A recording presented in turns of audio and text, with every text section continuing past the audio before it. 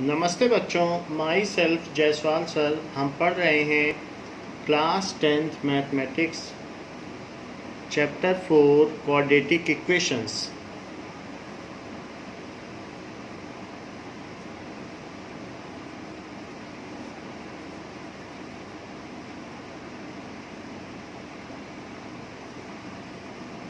Now, if a second degree polynomial is equated to 0, if a second degree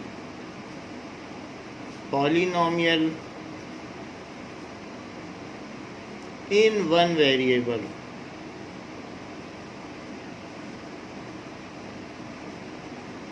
is equated to 0,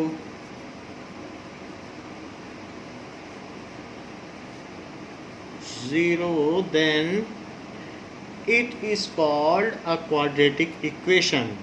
क्योंकि equate कर दिया तो it is called a quadratic equation।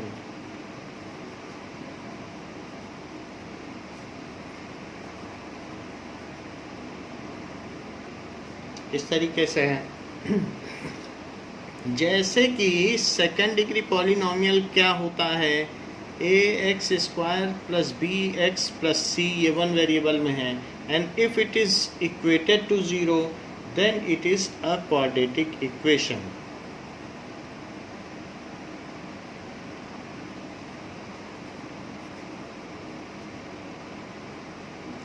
Standard form of quadratic equation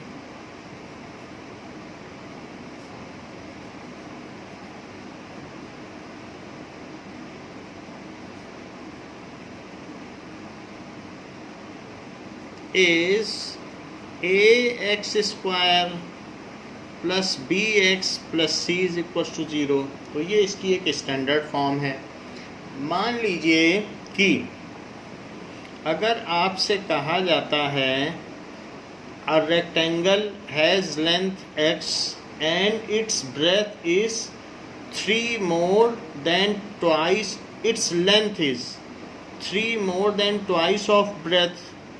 मान लीजिए जो इसकी length है वो ब्रेथ से के दुगने से 3 ज़्यादा है। जैसे क्वेश्चन है, if a rectangle has an area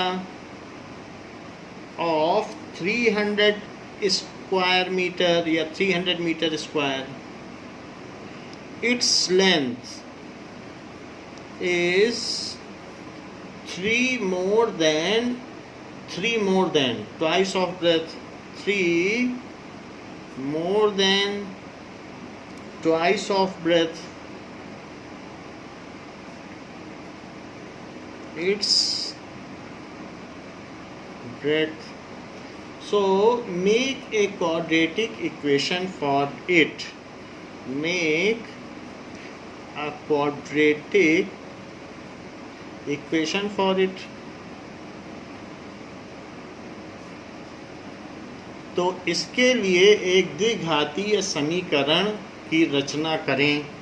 so we know that length into breadth is area, L into B is equals to area, ये हम जानते हैं। तो इसका एरिया कितना दिया है, 300 metre square. Let its breadth is x meter and its length फिर क्या हो जाएगी, its length is 2x plus 3 metre, दुगने से 3 ज़्यादा है। सो अकॉर्डिंग टू क्वेश्चन क्या हो जाएगा, length into breath 2x plus 3, तो इसकी लेंथ हो गई और ब्रेथ हो गई x, तो ये मिलकर 300 मीटर स्क्वायर हो जाएगा। x से अंदर मल्टीप्लाई करो, so 2x² plus 3x is equals to 300, और अब 300 को भी इधर ले आओ जिससे कि ये स्टैंडर्ड फॉर्म में आ जाए। सो और वहाँ 0 बचेगा, इज डिजायर्ड क्वाड्रेटिक इक्वेशन। सो इस तरीके से ये डिजायर्ड क्वाड्रेटिक इक्वेशन हो गई। जो क्वाड्रेटिक इक्वेशन होगी उसमें हमेशा x की 2 वैल्यूज़ निकलेंगी, क्योंकि जब हम इसका मिडिल टर्म स्प्लिटिंग करेंगे तो इसके 2 फैक्टर बनेंगे और दोनों फैक्टर्स को सेपरेटली 0 करने पर x की 2 वैल्यूज़ आएंगी। ऐसा हम 9th में कर चुके हैं। जो इस फॉर्म में होता है सेकेंड डिग्री इक्वेशन में, उसमें 2 फैक्टर बन जाते हैं, क्योंकि मिडिल टर्म को हमेशा स्प्लिट करते हैं और उन दोनों फैक्टर को सेपरेटली इसलिए 0 किया जाता है क्योंकि 2 चीज़ों का प्रोडक्ट यदि 0 है तो या तो पहला फैक्टर 0 होगा या दूसरा, और उन दोनों फैक्टर से सॉल्व होकर x की 2 वैल्यू आ जाती हैं। सो क्वाड्रेटिक इक्वेशन हैज़, इसमें क्या होता है कि इसके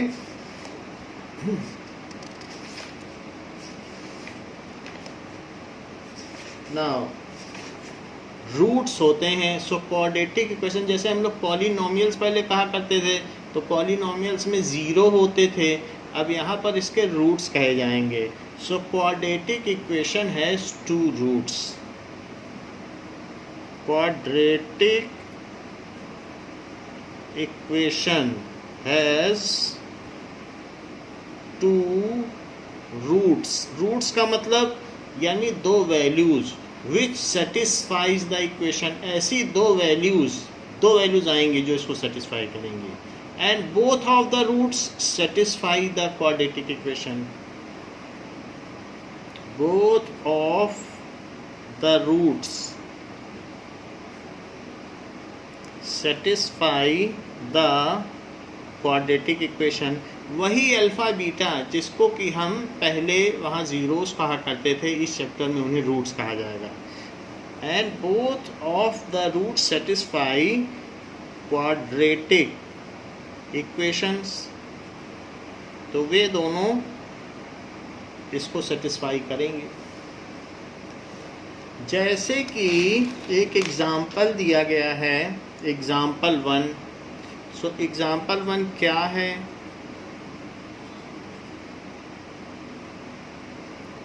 John and Jeevanti together have 45 marbles. So पहला इसका पार्ट है John and Jeevanti together has 45 marbles.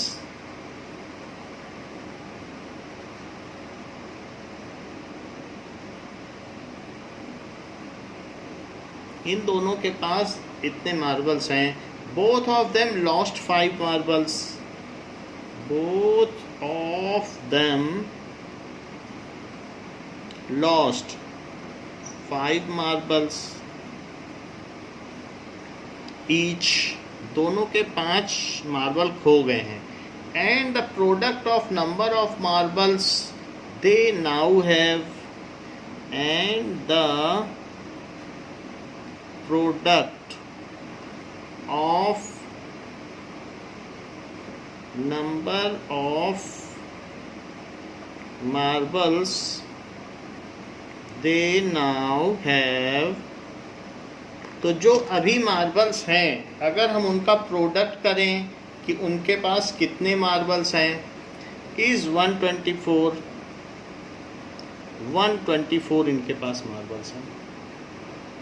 Now we would like to find out how many marbles they had to start with. तो उन्होंने खेलने से पहले कितने उनके पास मार्बल्स थे, सो ये हम पता करना चाहते हैं। So find a quadratic equation for it. Find या make a quadratic equation for it, जिससे कि पता चल जाए कि उनके पास कितने मार्बल्स थे। फॉर इट, ये चीज़ है। सो इस क्वेश्चन को हम देखते हैं, फर्स्ट पार्ट को, फिर उसके बाद हम सेकंड पार्ट को देखेंगे। फर्स्ट पार्ट में कहा गया है कि John and Jivanti together has 45 marbles. So let John has X marbles. मान लीजिए आपके और आपके भाई के पास 10 रुपये मिला के हैं। यदि आपके पास 2 रुपये हैं तो आपके भाई के पास कितने रुपए हुए? 10 माइनस 2, तो उस आपके भाई के पास 8 रुपीज़ हुए। क्योंकि अगर मान लीजिए इसके पास X मार्बल्स हैं तो जीवंती के पास कितने मार्बल हुए? नाउ जीवंती हैज़ 45 में से X कम कर दो, इतने मार्बल्स जीवंती के पास हो गए। क्योंकि इसको और इसको जोड़ने से 45 आना चाहिए ना, तो X इसके पास है, ऐड कर लो, X कट जाएगा, 45 आ जाएगा। ये चीज़ है। लेकिन now according to question both of them lost 5 marbles, तो दोनों ने 5 मार्बल खो दिए हैं। So as both of them lost 5 marbles, after losing 5 marbles,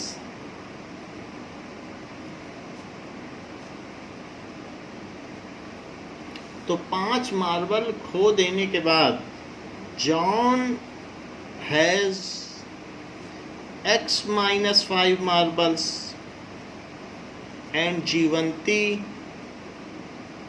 has 45 minus X तो थे ही, उसमें से 5 और निकल गए, 5 उसके कहीं गिर गए। इतने मार्बल्स हैं तो 5 कट जाएगा इसमें, तो कितना बचेगा? 40 माइनस X मार्बल्स। उसके पास इतने मार्बल बचेंगे क्योंकि अब उसने 5 मार्बल्स खो दिए हैं। So Jeevanti will now have how many marbles? Jeevanti will have 40 minus X marbles. तो जॉन के पास X माइनस 5 हुए, जीवंती के पास इतने हो गए। और इन दोनों का प्रोडक्ट, ये जो X माइनस 5 है 40 माइनस X है, तो इसका प्रोडक्ट क्वेश्चन में बताया गया है 124। So now both of them multiply करोगे तो 124 ऐसा कहा गया है। So X minus 5 and 40 minus X is equals to 124। तो पहले X से मल्टीप्लाई करो, फिर माइनस 5 से मल्टीप्लाई करो, this is 124। So 40x minus X square minus 200 minus minus plus हो जाएगा, तो 5x is equal to 124। Now minus X square और 40x और 5x मिलके कितना हो जाएगा? प्लस 45x और माइनस 200, और उसको भी यहाँ ले आओ, माइनस 124 इज इक्वल्स टू 0। तो minus X square plus 45x और माइनस 324 इज इक्वल्स टू 0। जो हमारा हाईएस्ट इसमें एक्सपोनेंट है उसे निगेटिव नहीं होना चाहिए, तो इसलिए मैं इसमें -1 से मल्टीप्लाई कर देता हूँ। तो -1 से करने पर ये प्लस हो जाएगा, ये 45x हो जाएगा और ये भी प्लस हो जाएगा, साइन सबके चेंज हो जाएंगे। सो 324 इज इक्वल्स टू 0। अब हम दोनों के मार्बल्स निकाल सकते हैं सिर्फ इसकी मिडिल टर्म स्प्लिटिंग से, लेकिन हमें मिडिल टर्म स्प्लिटिंग अभी नहीं करनी है, ये नेक्स्ट एक्सरसाइज का क्वेश्चन है। तो 4.1 में सिर्फ बोला गया है कि सिर्फ इनकी इक्वेशन बनाओ, तो इज डिजायर्ड क्वाड्रेटिक इक्वेशन।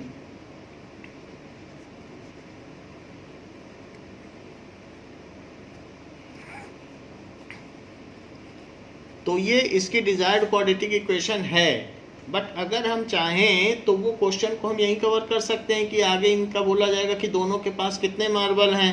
तो 324 का प्राइम फैक्टराइजेशन करो, क्वेश्चन यही ख़त्म हो गया है। 324 का प्राइम फैक्टराइजेशन करो तो 2 से करोगे तो 162, फिर 2 से करो तो 71, ऐसा हो गया। अब ज़रा देखें कि 81 हो गया, दिस इज 81। तो 81 किससे जाएगा? 3 से जाएगा। सो 3 से जाएगा तो 27, फिर 3 से जाएगा तो 3 से जाएगा तो 9, फिर 3 से जाएगा तो फिर 3 और फिर 3 से जाएगा। ये चीज़ हो गई। अब इसका ऐसा कुछ बनाओ कि 45 आ जाए। तो 3 3 जा 9, 3 जा 27, ये तो 27 हो गया, और 3 2 जा 6 और 6 2 जा 12, तो ये हो गया 12 और ये है 27। तो क्या 12 और 27 इससे तो 45 नहीं बन रहा है। 12 और 27 से अगर हम देखेंगे तो नहीं बन रहा, हमें और कुछ करना पड़ेगा। तो 36 और 9 ले लो, इन चारों को एक साथ लो, तो 3 3 जा 9 और 9 2 जा 18, 2 जा 36, 36 और 9 लेने पे बात बन गई। सो 36 और प्लस 9 ऐसा मिलने से 45 बन गया। तो हमारे पास 324 है, देख लो कितना है।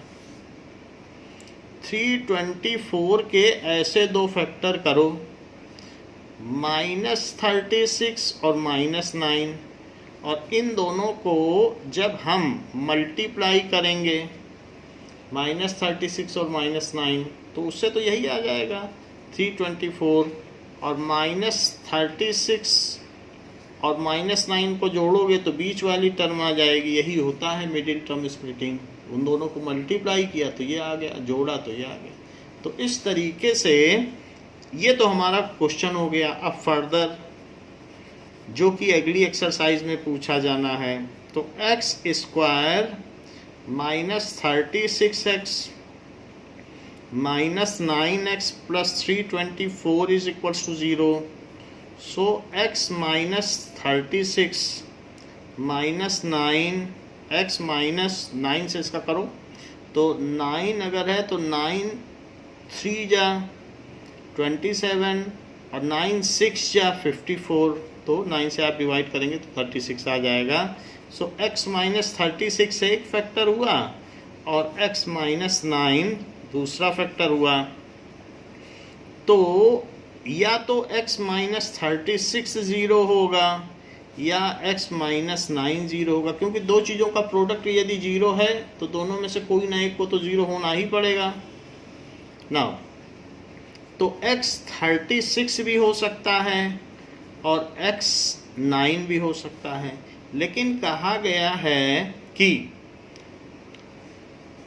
इनके पास कितने मार्बल्स थे। एक के पास था x -5 और दूसरे के पास था, ये एक के पास x है और दूसरे के पास 45 - x। तो हम इससे पता कर लें। तो इफ़ x इज 36 तो दूसरे के पास कितने मार्बल हुए। If x is equals to 36, John के पास 36 हैं, देन यानी कि जॉन हैज़ 36 मार्बल। x की वैल्यू तो जॉन के मार्बल्स हैं। तो जीवंती के पास कितने मार्बल हुए। 45 - x, दैट इज 45 - 36 जो कि 9 है, 9 मार्बल्स। तो ये तो केस 1 हुआ कि यदि हम x को 36 लें तो, लेकिन ऐसा भी हो सकता है कि x 9 हो, that is case 2। So if x is equals to 9, यानी कि जॉन हैज 9 मार्बल्स, तो जीवंती के पास कितने मार्बल हो गए। 45 - 9 जो कि 36 है मार्बल्स। तो या तो जॉन के पास 9 और जीवंती के पास 36 हैं। देखो जॉन के पास 9 तो जीवंती के पास 36, या जॉन के पास 36 और जीवंती के पास 9। तो 9 एंड 36 मार्बल्स हैं, लेकिन ये नहीं कहा जा सकता कि किसके पास कितने मार्बल्स हैं। तो यही इसका आंसर है। इसके दो आंसर होंगे। तो ये चीज़ हो गई। x की दो वैल्यू आ गई और उससे दो केस बने। मेनली है कि ये दोनों इसके रूट्स आ गए। किसी भी क्वाड्रेटिक इक्वेशन के दो रूट्स होते हैं, दो मूल होते हैं, तो ये दोनों इसके मूल हैं। अब चेक करो। नाउ सेकंड इक्वेशन क्या कहती है? एक कॉटेज इंडस्ट्री, कुटीर उद्योग, एक कॉटेज इंडस्ट्री है जो घरेलू उद्योग होते हैं, वैसी कोई इंडस्ट्री है। सो सेकंड पार्ट है, एक cottage industry produces a certain number of toys, produces a certain number of toys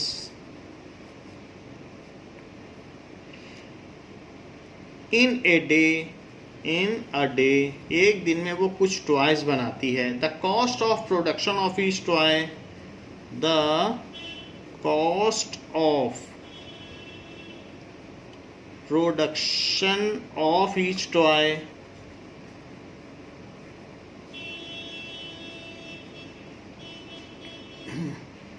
in rupees was found to be 55 minus, was found to be 55 minus the number of toys, the number of toys produced in a day,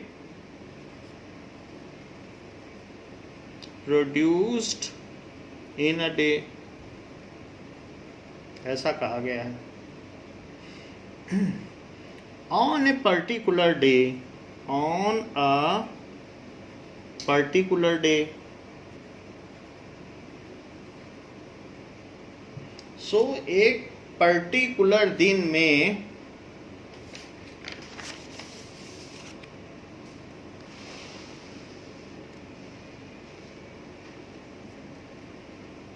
the total cost of production, the total cost of production मतलब कितना total पैसा लग गया, total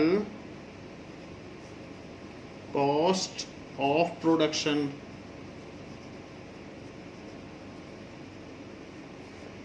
was rupees 750. We would like to find out the number of toys produced on that day. We would like to find out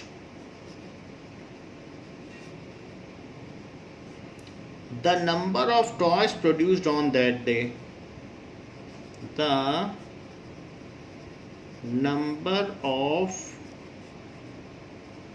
toys produced on that day। ये चीज़ हमें पता करनी है। तो पहले पूरा क्वेश्चन हम लोग देख लें कि क्वेश्चन में क्या बात कही गई है, फिर उसके बेसिस पर हम उसकी क्वाड्रेटिक इक्वेशन बनाएं ना।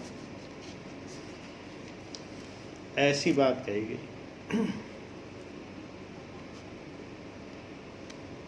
कि कॉटेज इंडस्ट्री में producers a certain number of toys, the cost of production of each toy was found to be 55 minus the number of toys. वो जितने खिलौने बनाती है, सो आंसर में वो कुछ खिलौने प्रतिदिन बनाती है। Let industry make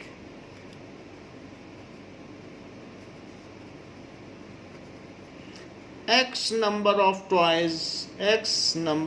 toys per day। तो पर खिलौने में, एक खिलौने में कितना पैसा लगेगा?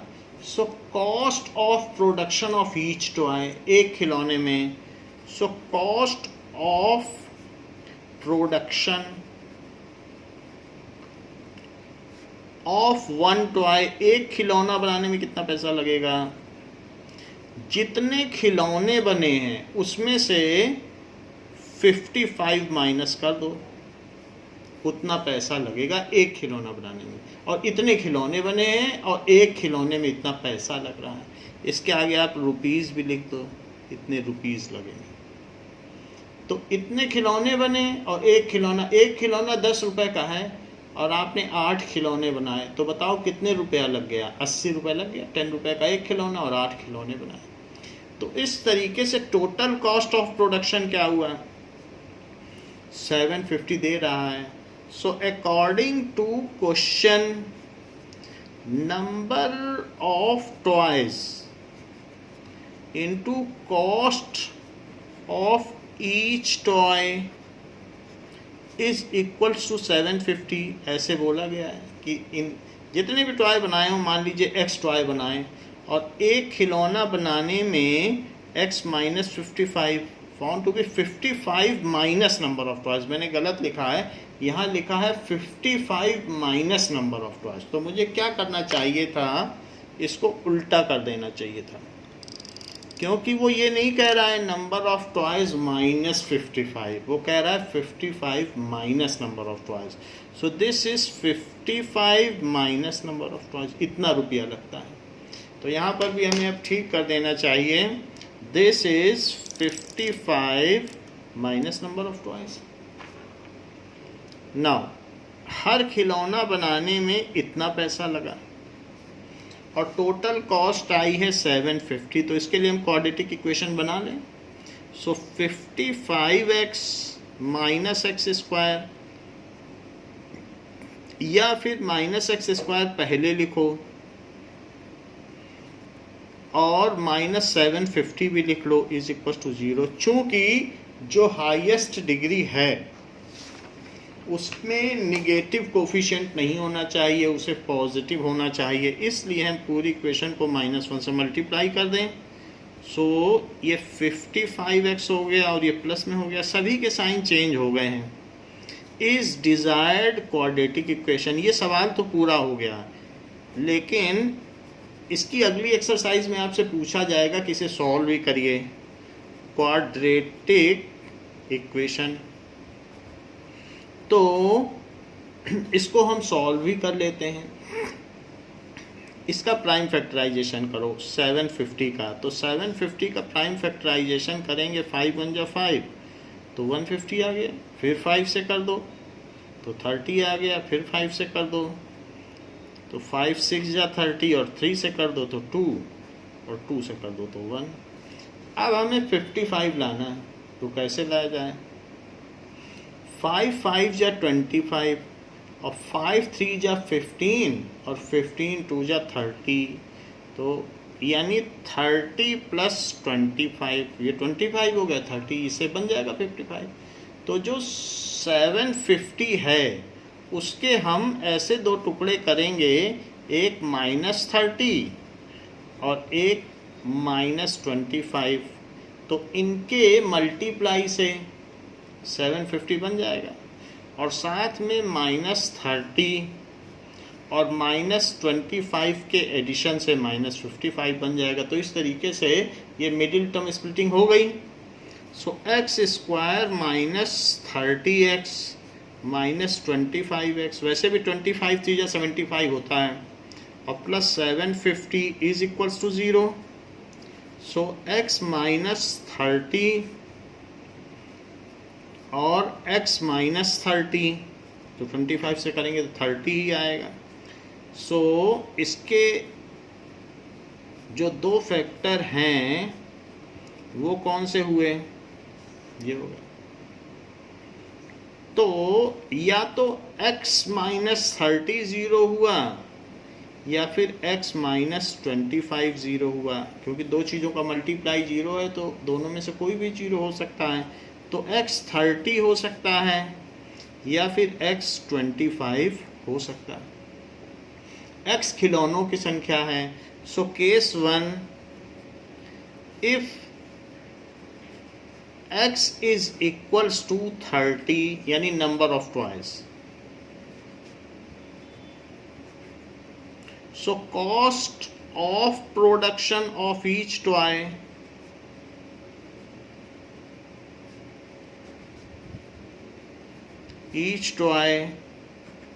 तो कितना पैसा लगेगा? इज इक्वल्स टू 55 माइनस 30, तो 25 रुपये लगेगा। So it is ₹25. Case 2,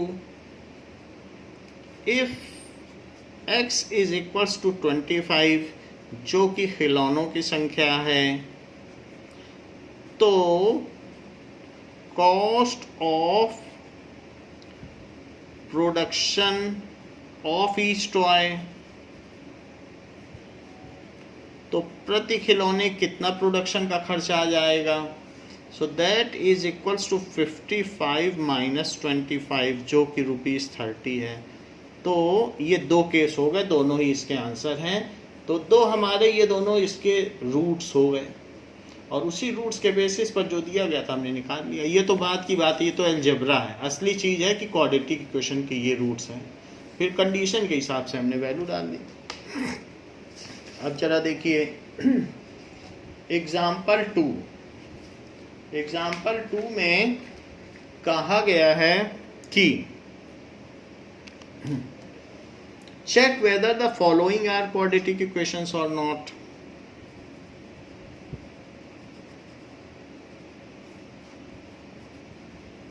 Check whether the following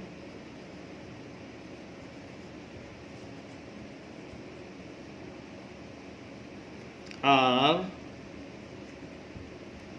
quadratic equations or not.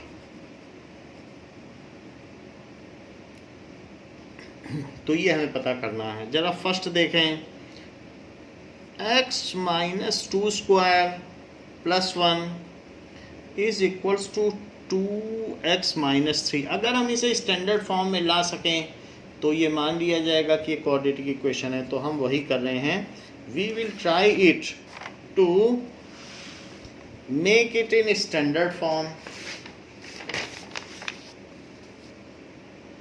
देखिए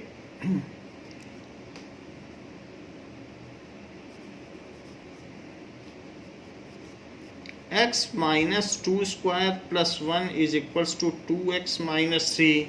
सो x square minus 2 into x into 2a भी होता है, और plus 2 square plus 1 is equals to 2x minus 3। Identity लगा दी, a square plus b square और साथ में माइनस 2, यही आइडेंटिटी लगा दी। तो अब जरा देखिए, सो x स्क्वायर माइनस 4x और 2 स्क्वायर प्लस 1 क्या हो गया 5, और बाकी चीज़ों को भी इधर ले आओ, plus 3 is equals to 0।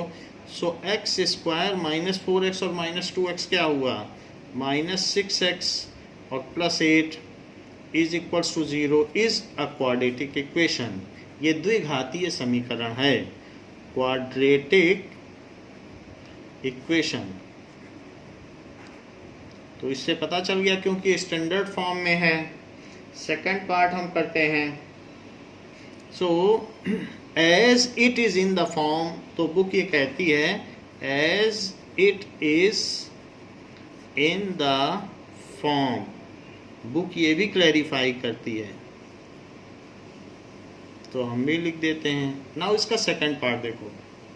Second part कहा गया है कि x plus 1 plus 8 is equals to x plus 2x minus 2। So x square, अब इसी को सॉल्व कर लें। So this is x square plus x plus 8 is x square minus 4। a square minus b square का formula लगाया है। अच्छा, दोनों तरफ x स्क्वायर सेम कोफिशिएंट्स के साथ हैं, तो माइनस करोगे तो कट जाएगा। तो x plus 8 plus 4 is equals to 0, 4 इधर ले आओ। So x plus 12 is equals to 0 is not a quadratic equation.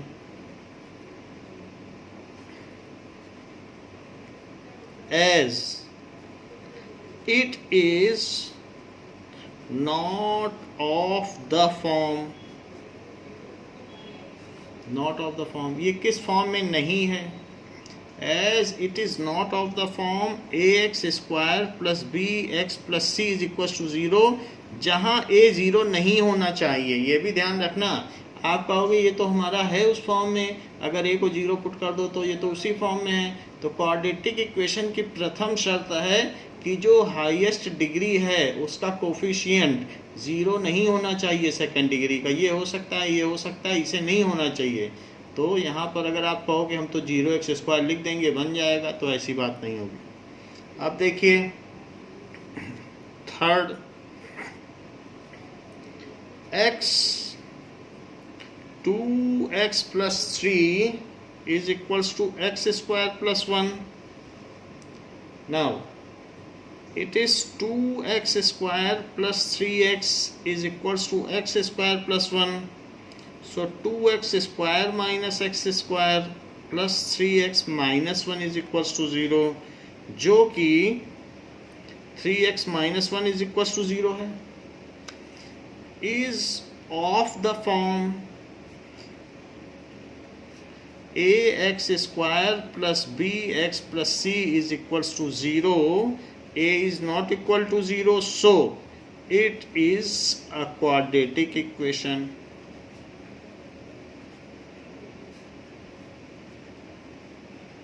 इसलिए ये एक द्विघातीय समीकरण हुआ। अब हम इसी का फोर्थ देखें। फोर्थ में क्या चीज़ कही गई है? फोर्थ में कहा गया है x + 2 का क्यूब, x + 2 का क्यूब कर दिया। सो x + 2 क्यूब = x³ - 4। तो इसको करेंगे तो a का क्यूब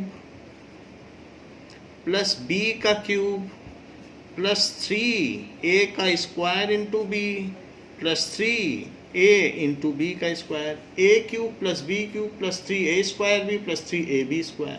और राइट हैंड साइड में क्या आ जाएगा?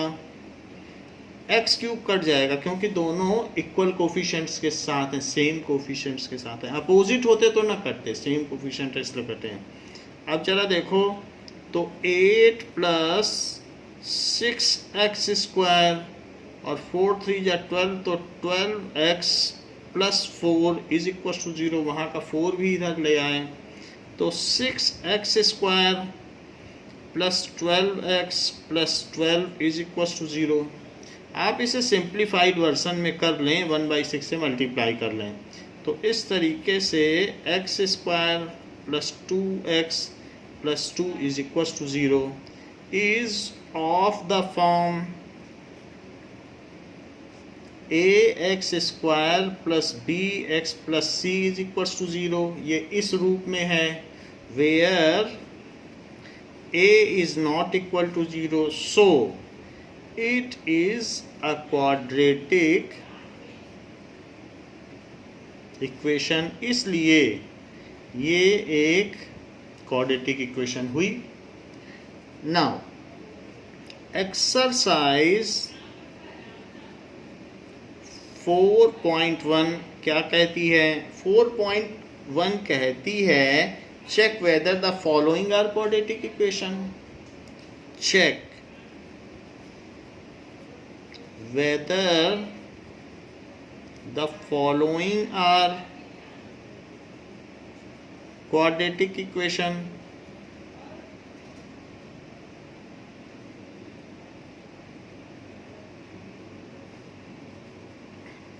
तो इसकी हमें जांच करनी है, 1 by 1 हम लेते हैं और इसकी जांच करते हैं। तो सबसे पहला लीजिए, दैट इज x + 1² =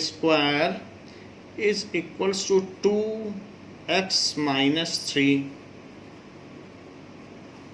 तो पहला लीजिए x का square plus 2x + 1 a² + b² + 2ab से हमने इसे खोला है, और उधर 2x - 6 हो गया।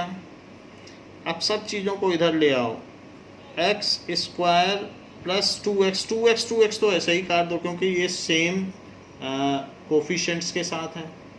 तो x² + 1 और +6 = 0।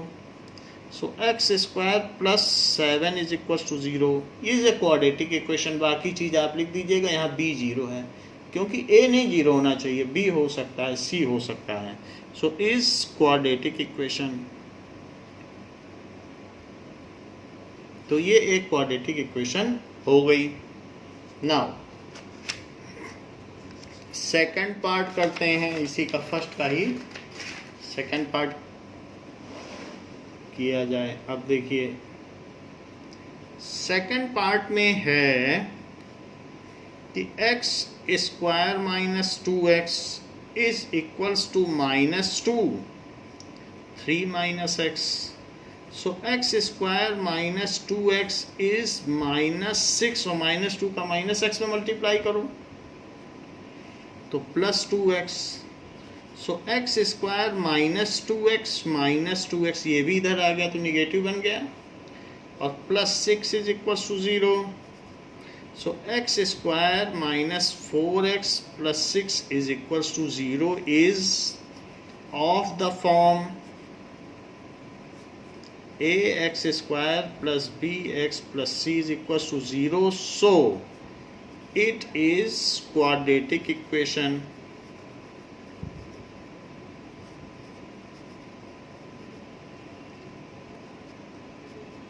इसी में कहा गया है कि x - 2 x + 1 is equals to x - 1 और x + 3, ऐसी बात कही गई है। तो पहले आप इसका डिस्ट्रीब्यूटिव लॉ लगाइए, x से मल्टीप्लाई करिए फिर -1 से मल्टीप्लाई करिए, ये डिस्ट्रीब्यूटिव लॉ लगा दिया। तो इससे x square plus x -2x -2 और वहाँ पर x square plus 3x -x -3 आ गया। चूँकि x स्क्वायर दोनों तरफ सेम कोफिशिएंट्स के साथ है तो यहाँ पर -x -2 बचा और राइट हैंड साइड में 2x -3 बच गया। इसको एक ही तरफ ले आओ, -x -2x -2 + 3 is equals to 0। So -3x + 1 is equals to 0 is not of the form ax square plus bx plus c is equals to 0, where a should not be equal to 0. So it is not a quadratic equation. इसलिए ये एक द्विघातीय समीकरण नहीं हुआ। Fourth में पूछा गया है कि x - 3 2x + 1 is equals to x into x + 5। तो x से मल्टीप्लाई करो फिर 3 से, तो ये डिस्ट्रीब्यूटिव लॉ है, is equals to x square + 5x। यहाँ पर हमने डिस्ट्रीब्यूटिव लॉ लगाया, एक बार x का किया फिर एक बार -3 का किया। सो this is 2x square + x -6x -3 is x square + 5x। 2x square और x स्क्वायर भी यहाँ ले आओ, यहाँ देखो कितना बचा, -5x बच रहा है। देखो इसको कर, x स्क्वायर को यहाँ ले आए और इनको करो तो -5x है, और ये वाला 5x भी यहाँ ले आओ तो -5x। अब सब चीज़ें इधर आ गई हैं और उधर कुछ भी नहीं बच रहा है। So this is x square -10x -3 is equals to 0 is of the form ax square plus bx plus c is equals to 0 is a quadratic equation। तो ये क्वाड्रेटिक इक्वेशन हो गई क्योंकि ये उस फॉर्म में आ गई। अब जरा देखें, कहा गया है कि 2x - 1 और x - 3 is equals to x + 5 into x - 1। So पहले तो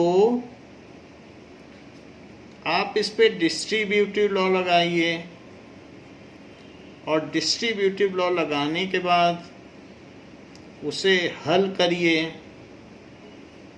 6x - x + 3 is x square - x + 5x -5, ये कर दिया। तो देखो हमने यहाँ 2x से मल्टीप्लाई किया, फिर -1 से किया, फिर x से किया, फिर +5, बीच का साइन भी यहाँ आएगा, और फिर इसके बाद मल्टीप्लाई करके लिख दिया। ये 2x² है, इसी के पास x² लिखो। सो 2x² - x² -7x आया, और +3 इज इक्वल्स टू x² में यहाँ ले आया हूँ, और यहाँ पे अब क्या बचेगा, दैट इज 4x - 5। x² तो इधर शिफ्ट कर दिया, तो ये x² हुआ -7x, और बाकी चीज़ें भी अब शिफ्ट करिए। तो -4x + 3 + 5 is equals to 0। So x² - 11x + 8 is equals to 0 is of the form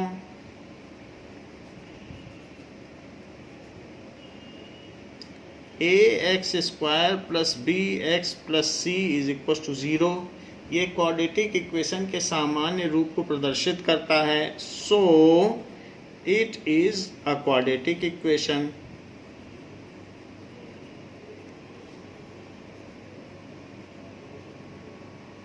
ये तो क्वाड्रेटिक इक्वेशन हो गई। नाउ सिक्स्थ क्या कह रहा है, x² + 3x + 1 is equals to x - 2 का स्क्वायर। सो x² + 3x + 1 है, और ये दिया गया है। तो x² + 3x + 1 is equals to x² और -2 × x × 2 और +2 स्क्वायर, a² + b² - 2ab। तो x² + 3x + 1 is x² - 4x + 4, x² cut गया, और 3x और 4x को एक साथ लाओ, और +1 - 4 इज इक्वल्स टू 0। तो 7x - 3 is equals to 0 is not a quadratic equation, is not a quadratic equation. तो ये क्वाड्रेटिक इक्वेशन नहीं हुई। अब देखें, क्योंकि इसमें सेकंड डिग्री का कोई टर्म ही नहीं है, इसीलिए तो ये क्वाड्रेटिक इक्वेशन नहीं हुई।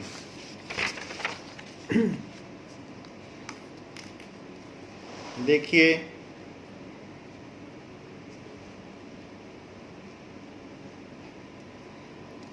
सेवेंथ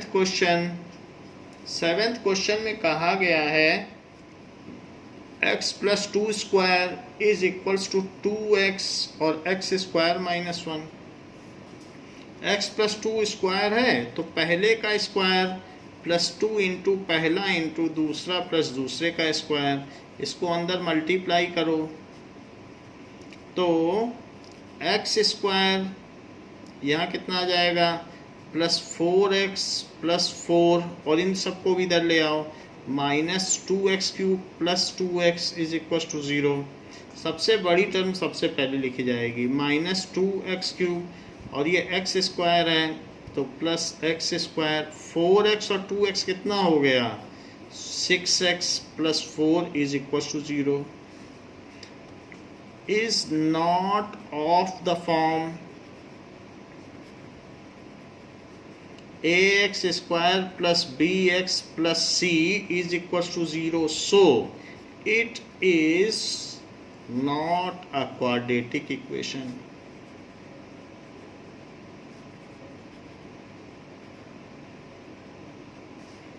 सेकेंड डिग्री की जो इक्वेशन होती है वो क्वाड्रेटिक इक्वेशन होती है, ये थर्ड डिग्री की है। सो x³ -4x² - x + 1 is equals to x - 2 cube. So x³ - 4x² - x + 1 is equals to पहले का क्यूब माइनस दूसरे का क्यूब, और -3 × पहला × दूसरा और पहला माइनस दूसरा, ऐसा भी होता है। जैसे कि a माइनस बी का क्यूब क्या होता है? पहले का क्यूब माइनस दूसरे का क्यूब माइनस 3ab और पहला माइनस दूसरा, ऐसा होता है। तो बिल्कुल वही चीज़ लिख दी है। एक्स क्यूब से एक्स क्यूब कट गया है, minus 4x cube minus 4x square, तो minus 4x square minus x plus 1 और राइट हैंड साइड में क्या आ जाएगा? माइनस 8, यहाँ भी करो, सो माइनस 6x और x minus 2, so minus 4x square minus x plus 1 plus 8 को इधर ले आओ और उधर क्या आ जाएगा? माइनस 6x स्क्वायर और प्लस 12x, वो सारी चीज़ें भी इधर आ जाएंगी, minus 4x square plus 6x square minus x minus 12x plus 7, 8 और 1 9 इज इक्वल टू 0। तो 2x square minus 13x plus 9 is equal to 0 is of the form. ये किस प्रारूप में है? Is of the form ax square plus bx plus c is equal to 0, so it is a quadratic equation.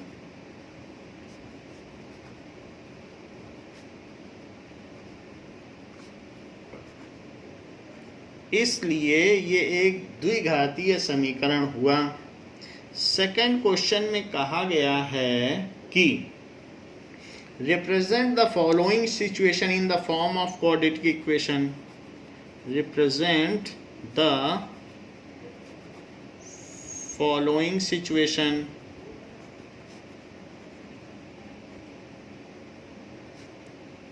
In form of quadratic equation।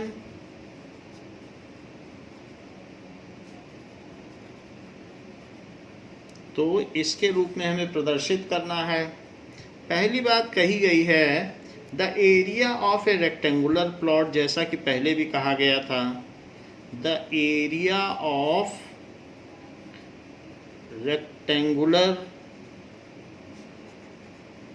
Plot is 528 meter square.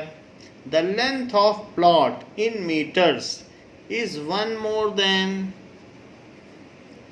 the length of plot in meters is one more than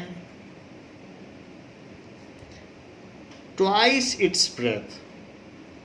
Twice it's breadth. इसकी चौड़ाई से जो लंबाई है वो दुगने से एक अधिक है, जबकि क्षेत्रफल 528 मीटर स्क्वायर है।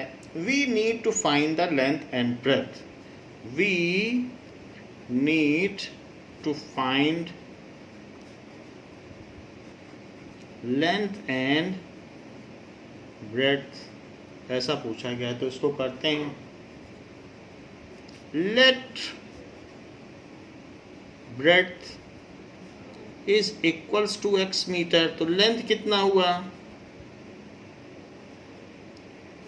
दुगने से एक अधिक, वन मोर देन ट्वाइस, ऐसे लिखा है क्वेश्चन में, पढ़िए आप, लिखा है वन मोर देन ट्वाइस, इससे दुगने से इतने मीटर हो गया।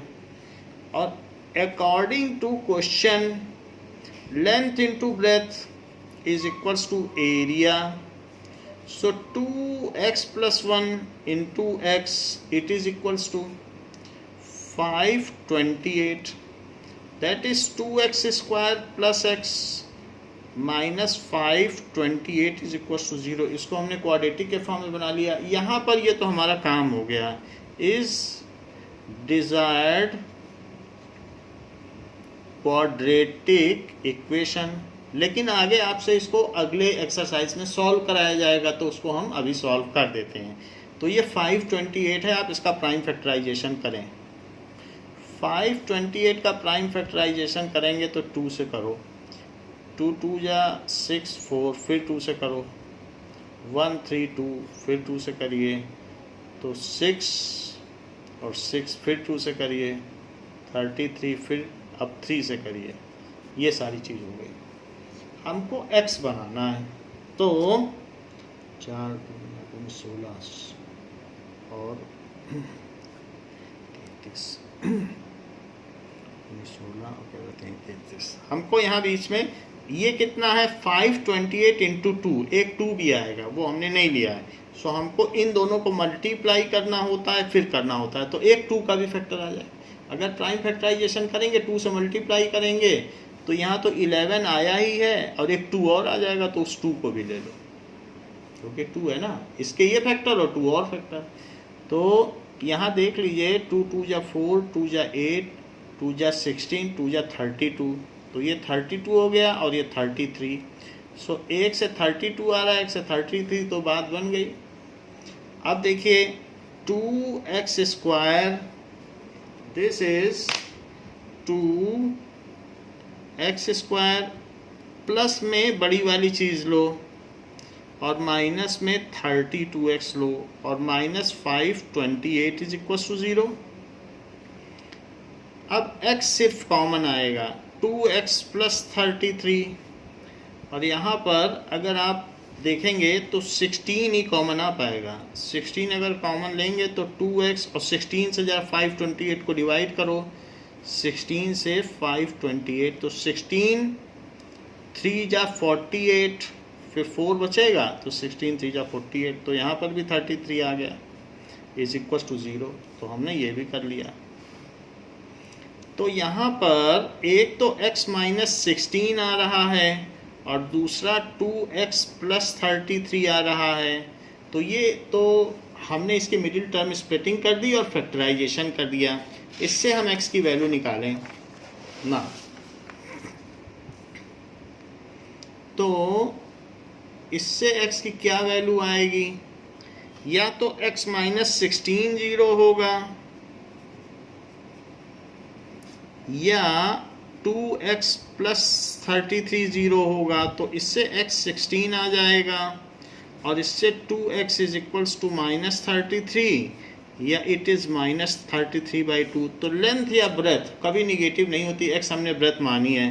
सो इज़ नॉट फीजिबल, ये पॉसिबल नहीं है, इसलिए x इज इक्वल टू 16। इसी को हमने सेलेक्ट कर लिया, सेलेक्टेड, और इसे कर लिया रिजेक्टेड, तो ये पार्ट रिजेक्ट हो गया। अब जब ब्रेथ 16 हो गई, so breadth is equals to 16 metre, तो फिर लेंथ कितनी हुई, लेंथ तो दुगने से एक ज़्यादा है, यानी 2 इंटू 16 प्लस 1, जो कि 32 प्लस 1 या फिर 33 मीटर हुई। अब आप इनको मल्टीप्लाई कर लीजिए, 16 3 जा 48 और 16 3 जा 48, तो हो गया 528। तो आपका वेरिफिकेशन भी यही हो गया। सो अब स्टेटमेंट लिखना पड़ेगा क्योंकि स्टेटमेंट बेस्ड है। सो कंक्लूडिंग स्टेटमेंट क्या हो गया कि length of rectangle is 33 metre and breadth. देखो ये अभी क्वेश्चन का पार्ट नहीं है, ये अगली एक्सरसाइज में पूछा जाएगा, लेकिन मैंने इसको अभी कर दिया है, नहीं तो फिर से पूरा क्वेश्चन लिखना पड़ेगा। तो इस तरीके से जब वहाँ पूछा जाएगा तो आप ऐसा लिख दीजिएगा।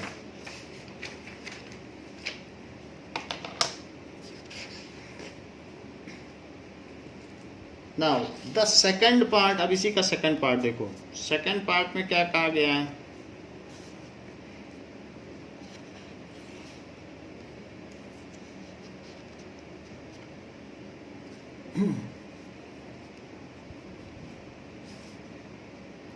The product of two consecutive, the product of two consecutive positive integers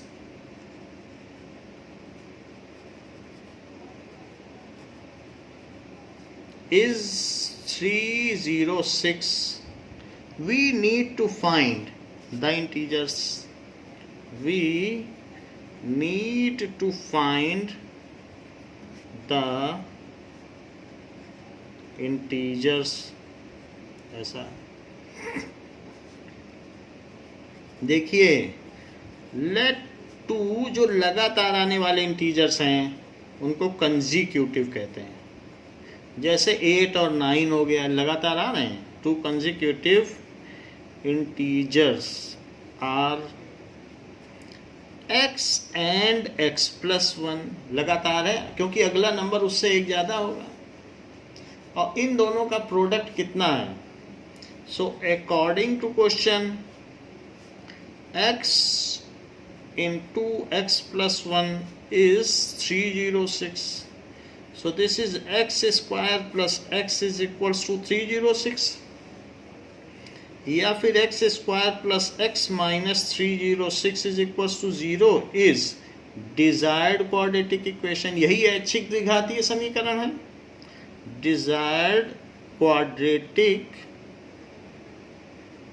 equation and we need to solve it. तो ये तो इसका आंसर हो गया, लेकिन ज़रा हम इसको सॉल्व भी कर लें क्योंकि अगली एक्सरसाइज में पूछा जाएगा. तो 2 से किया तो 153, अब 3 से करो तो 51, और अब 17 से करो तो 3. ये चीज़ आ गई. तो 3 3 जा 9, 2 जा 18. तो 18 और 17 पेयर जो हैं ये मिडिल टर्म स्प्लिटिंग में हमारे काम आ जाएंगे. सो एक्स स्क्वायर प्लस में लेना 18x और माइनस में लेना 17x, ऐसे ले लो तो चीज़ प्लस की आ जाएगी, और साथ में इनका प्रोडक्ट निगेटिव भी आ जाएगा. -306 is equals to 0. So x plus 18 minus 17 और x प्लस 18 दोनों का निगेटिव बाहर आ गया, और 17 से डिवाइड करोगे देख लो 18 आ रहा है. तो यहाँ x प्लस 18 और x minus 17 is equals to 0. ये तो यहाँ पर या तो x प्लस 18 0 होगा या फिर x माइनस 17 0 होगा, क्योंकि दो का प्रोडक्ट 0 है तो एक ना एक को 0 होना पड़ेगा. तो x माइनस 18 है और x 17 है, लेकिन क्वेश्चन में दिया गया है पॉजिटिव इंटीजर्स, पॉजिटिव है तो निगेटिव तो नहीं आ सकता है. सो इसलिए ये रिजेक्टेड और ये सेलेक्टेड, ये चीज़ हमने सेलेक्ट कर ली. So two consecutive positive integers are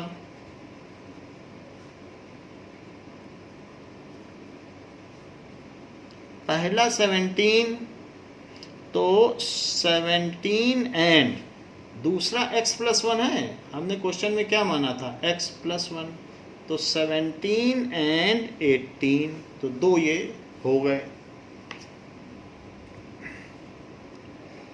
Rohan's mother is 26 years older than him. Rohan's mother is 26 years older than him. The product of their ages in years, the product of their ages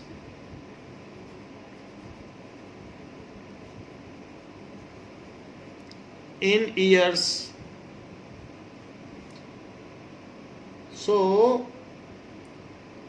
3 years from now will be, 3 साल बाद क्या product होगा, 3 years from now will be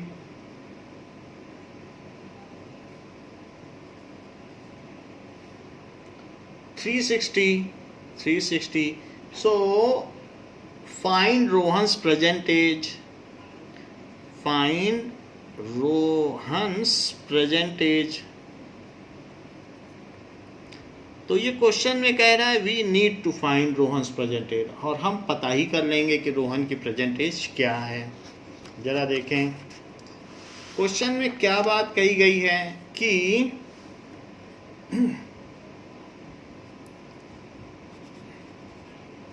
Rohan की माँ 26 year older हैं रोहन से, तो जरा देखें older than him, Rohan's present age क्या है?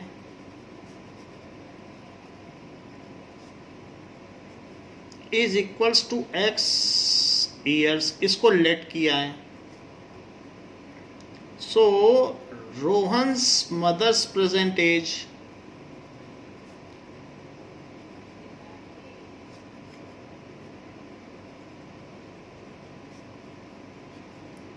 x प्लस 26, तो x प्लस 26 ईयर्स हो जाएगी, वो उससे 26 साल बड़ी हैं। अच्छा, आफ्टर 3 ईयर्स क्या होगा? आफ्टर 3 ईयर्स रोहन की क्या एज हो जाएगी? विल बी x प्लस 3 ईयर्स एंड मदर्स एज क्या हो जाएगी? अभी तो x प्लस 26 हैं और 3 साल बड़ी हो जाएंगी, so this will be x plus 29 years, ये उनकी एज हो जाएगी। तो 3 साल बाद जो दोनों की एज होगी उसका गुणनफल, उसका product will be 360। So according to question x प्लस 3 साल बाद की रोहन की एज और 3 साल बाद की उसकी माँ की एज, इन दोनों का प्रोडक्ट 360 होगा। तो इसका मैं डिस्ट्रीब्यूशन कर देता हूँ, डिस्ट्रीब्यूटिव लॉ लगा के, और तब फिर सॉल्व कर लेता हूँ।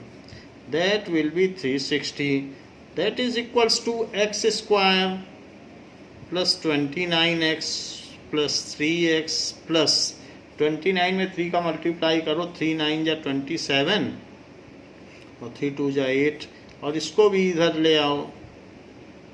तो this is x square plus 32x, और इसको जरा सॉल्व करें, 360 है, 360 और 87, तो यहाँ 3 बचेगा, अब 5 है तो 15 में से तो 7 बचेगा, तो 273, अब वो भी निगेटिव का बचेगा, इट इज इक्वल टू 0। 273 है तो 273 का आप प्राइम फैक्टराइजेशन करो, ये तो डिजायर्ड इक्वेशन हो गई, ये इसका आंसर हो गया, डिजायर्ड क्वाड्रेटिक इक्वेशन।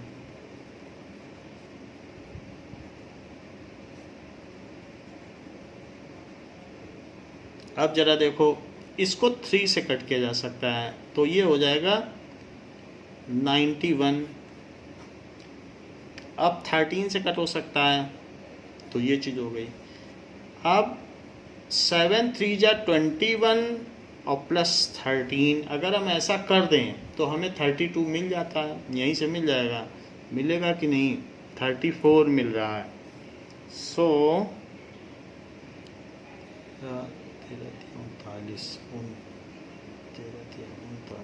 7, ये ज़्यादा ठीक है, इन दोनों को एक साथ कर दो, इसको अलग कर लो, तब मिल जाएगा। 13 3 जा 39 और उसमें से 7 चला जाएगा, तो 32 हो जाएगा।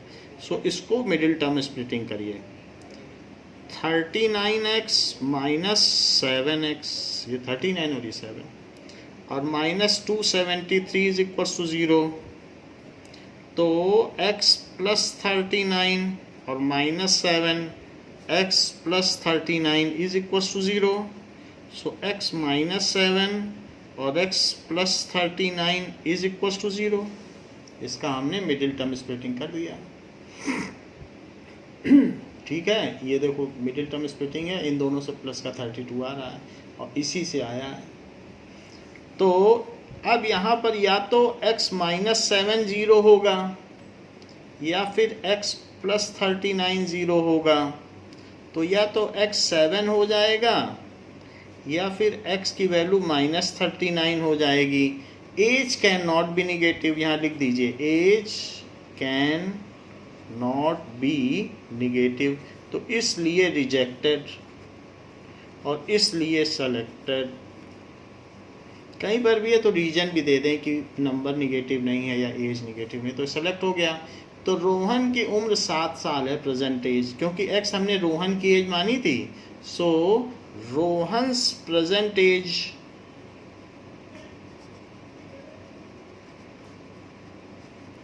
Is 7 years. सिर्फ यही कह रहा है रोहन की एज निकालो। वैसे उसकी माँ की अगर निकालनी होती तो 26 सेट कर देते, बट क्वेश्चन में कहा है कि सिर्फ रोहन की निकालो, तो हम रोहन की निकालेंगे। जितना पूछा गया उतना ही बताना है। नाउ फोर्थ क्वेश्चन क्या कहता है? अ train travels a distance of 480 kilometre. कोई रेलगाड़ी 480 किलोमीटर की दूरी तय करती है। अ train travels a distance of 480 kilometre, 480 kilometre ऐसे तय करती है। At a uniform speed,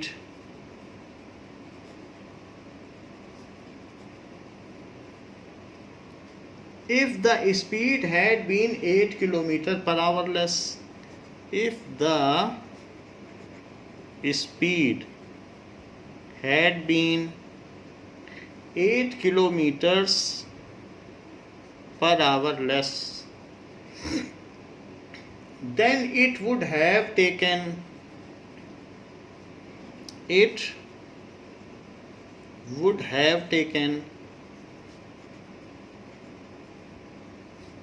3 hours more, 3 hours more to cover the same distance, to cover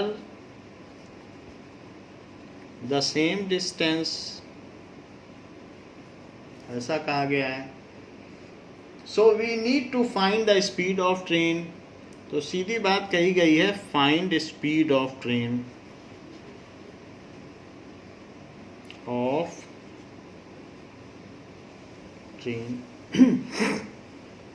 तो अगर ट्रेन की स्पीड हम x ले लें, let speed of train is equals to x kilometre per hour. x kilometre per hour उसकी हमने speed ले ली, distance ये है, तो और डिस्टेंस क्या दी है?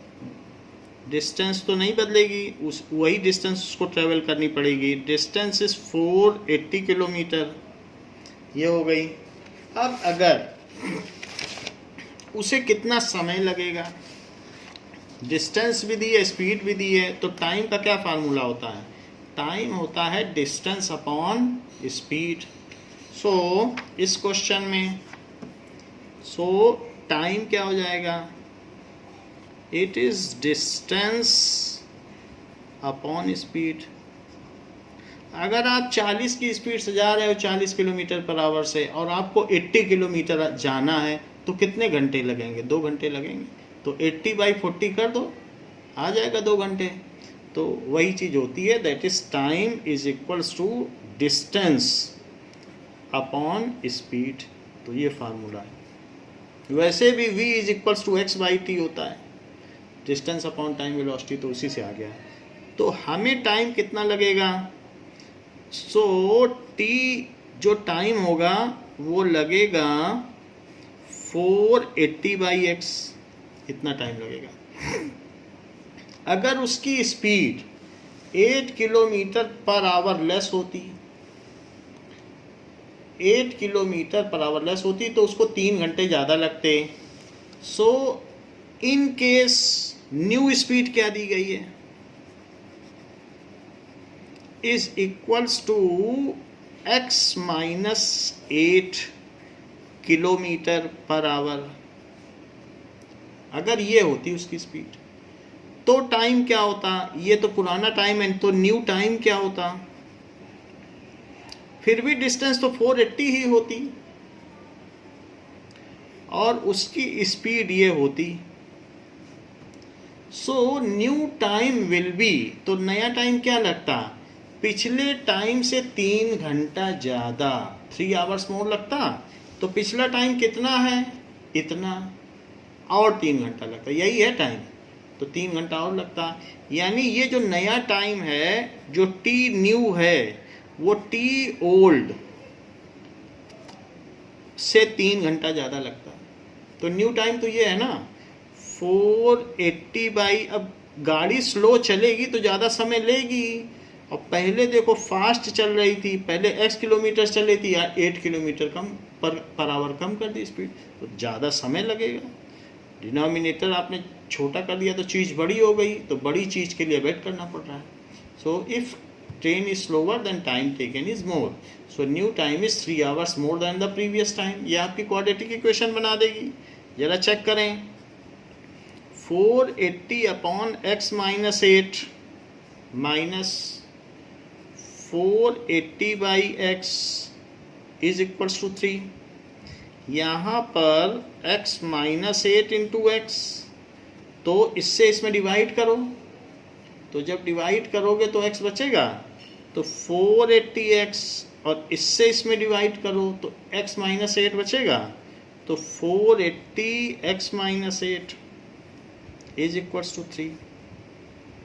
तो इसको उधर ले जाओ और यहाँ पर ऊपर ऊपर खोल लो, माइनस 480x, और खोल लो, 8 से मल्टीप्लाई करो और प्लस का साइन लगाओ, तो 8 0 जा 0, 8 8 जा 64, और 8 4 जा 32, तो 38 हो गया। क्योंकि 8 4 जा 64 तो 6 कैरी आया है, और 3 से उधर मल्टीप्लाई करो, x माइनस 8 इंटू एक्स। ये देखो, तो हमने क्या किया, इसको ओपन कर लिया, ये लिखा, फिर ये लिखा, फिर इससे 8 से इसको मल्टीप्लाई किया, तो ये आ गया, और 3 के पास सारी चीज़ें ले गए। 480 से 480 कट गया, और यहाँ क्या बच गया, ज़रा मल्टीप्लाई करो, पहले x से करो, तो x स्क्वायर माइनस 8x, सो 3840। अब ज़रा देखें, तो 3 से इसको आप डिवाइड कर लें, या 3 से दोनों तरफ डिवाइड हो सकता है, तो 3 इधर ले आएँ, 3840 by 3 is x square minus 8x। 3 1 जा 3, 3 2 जा 6, 3 8 जा 24 और 0, so x square minus 8x is equals to 1280। अब सब चीज़ एक ही तरफ ले लो,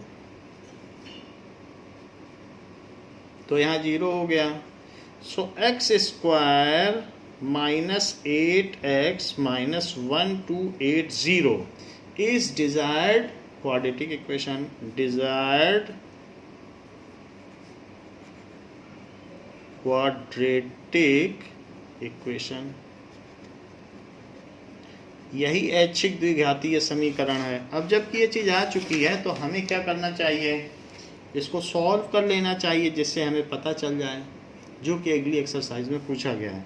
सो हम इसमें 1280 का प्राइम फैक्टराइजेशन करें, तो इसको आप 2 से कट करिए, 2 से करने पर 640 आएगा, और 320 भी आएगा, या फिर 160 भी आएगा। अगर हम इसे 2 से कट करते हैं तो 80 आएगा, फिर 2 से कट करने पर 40 भी आएगा, 2 से कट करने पर 20 भी आएगा, 2 से कट करने पर 10 भी आएगा, 2 से कट करने पर 5 आएगा। अब इसमें हमें कम्बिनेशन बनाना होगा।